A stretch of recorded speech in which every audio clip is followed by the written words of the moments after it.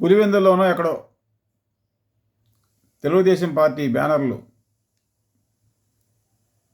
చింపేశారంట కొంతమంది. ఈ విషయం మీద ఎంపీ అవినాష్ రెడ్డి పిఏ సహా కొంతమందిపై కేసు నమోదైందంట. వార్త వస్తుంది. దేశాన్ని ఉద్ధరించడం కోసం, ప్రజల జీవితాల్లో కాంతి తీసుకురావడం కోసం పార్టీ పెట్టారని చెప్పేటువంటి పార్టీల వాళ్ళు, ముఖ్యమంత్రులుగా చేస్తున్న వాళ్ళు, అధికారంలోకి వస్తున్న వాళ్ళు ఒకరి పార్టీ బ్యానర్లు మరొకరు చించేసుకుంటుంటే